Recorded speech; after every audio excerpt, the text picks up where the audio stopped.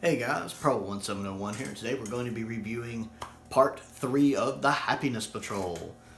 Now this is the first time I've ever seen this story, and having finished this story, I have now completed all of the 7th Doctor, all of his TV stuff anyway. I've seen every single Sylvester McCoy story from his 3 seasons as the Doctor in the 80s. Which is the first time I've ever seen all of a classic Doctor's stories. That's a pretty cool accomplishment as a Doctor Who fan. So yeah, a little victory pat on the shoulder for me, I guess. But it's kind of sad because I'm never gonna see another Sylvester McCoy story for the first time. That's a little sad. That's a little sad. But there's still plenty of Big Finish audios if I want to experience more 7th Doctor. Matter of fact, I've got some people have sent me I've got to get through, which I'm excited about that. Talking on about the Happiness Patrol. I find part 3 a little disappointing. I don't think it quite lives up to the first 2 parts. I feel like the first 2 parts were really, really good. The 3rd part doesn't quite live up to that. And part of the problem is it just feels, like everything happens really fast. Part 3 feels very rushed. Like the turnaround of everything falling apart, empires toppling, seems to happen a little too quickly. It's almost like this should have been a 4-parter. I think this should have been a 4-parter, and it's almost like the writer thought it was a 4-parter. Like he rang up John Nathan Turner. Hey John, I just want you to know I'm working on parts 3 and part 4 for Happiness Patrol, and John's like, well, you know it's just 3 parts, right? And the guy on the phone was like, oh, right. And then had to kind of cram 2 episodes into 1 episode. It's still good. Let me be clear. I still enjoy it.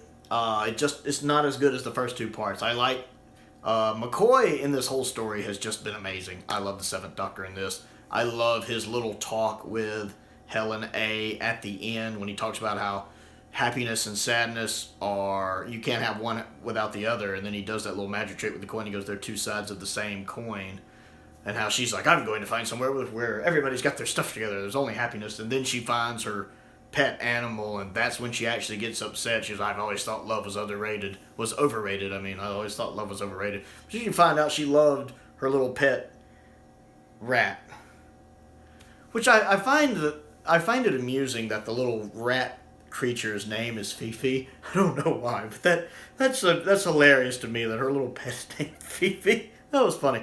I don't think I'd caught that before. The animatronics for the rat I actually think are pretty good for Classic Who. I like that. I actually liked at one point when you see it scurrying across the sewer. That little thing's booking. It's moving. I didn't know it could move that fast. You just see it. I was like, oh shit. I wouldn't want that thing after me either. Again, I like the guest cast. The lady playing Helen H. is good. She's good at making you not like her, and I like that. That's exactly what the character is, someone you don't like. And I like the fact that there is that little moment where you kind of feel for her. She's like, I tried. All the other stuff came later. I just wanted everyone to be happy. This was someone that deep down, she just wanted everybody to be happy. She's just kind of twisted and messed up in the head, and she has odd ways of going about it. The road to hell is paved with good intentions and all that stuff.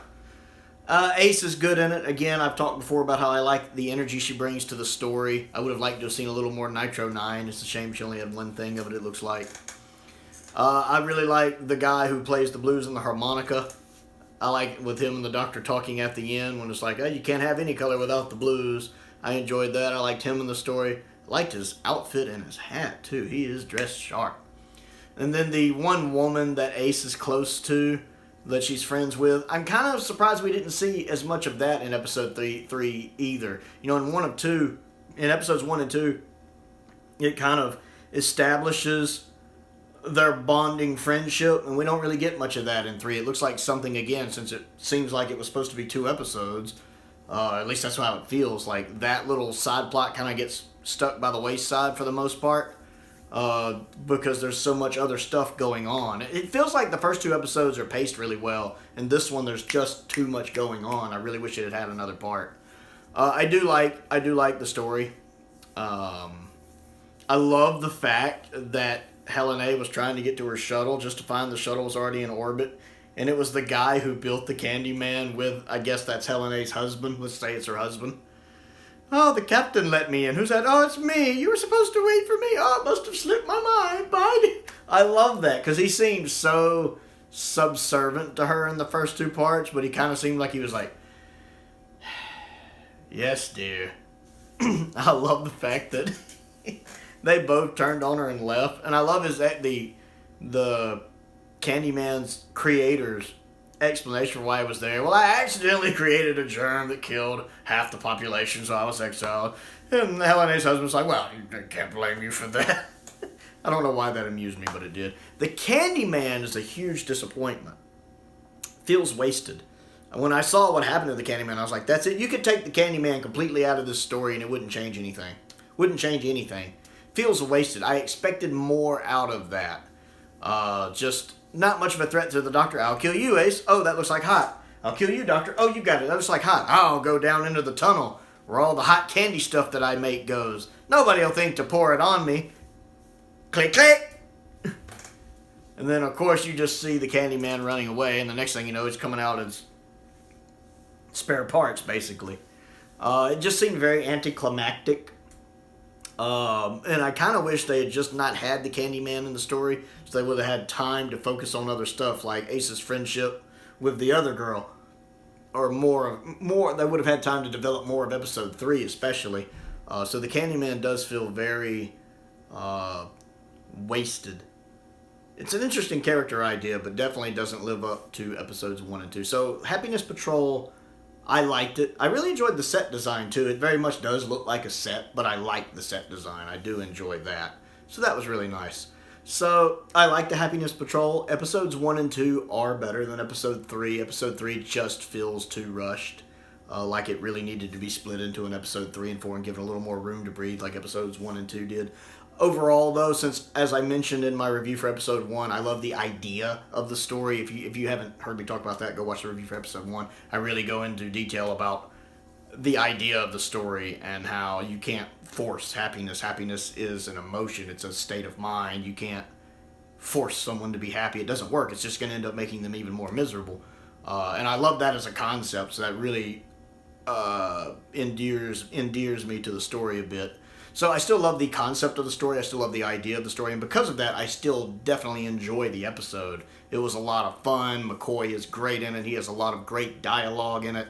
He really is such an underrated Doctor and such an underrated era of the show. So Happiness Patrol, what do you think of it? What did you think of the first 2 episodes? Do you think the 3rd episode let it down a bit, or do you think it's just fine? Do you not care for it? I want to know what you think of the Happiness Patrol, so comment down below and let me know. Other things to do, click the like button and the subscribe button and the bell for notifications so you never miss out on another video.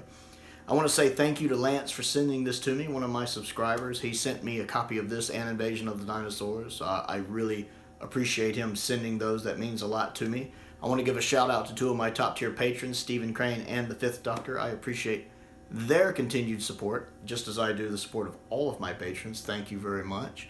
I have a link to my Patreon down in the description below if you would like to join that and contribute to kind of what I do here. I have a link to my Amazon wish list down there as well. I update that regularly, and my P.O. box is down there as well. Most importantly, though, thank you for watching.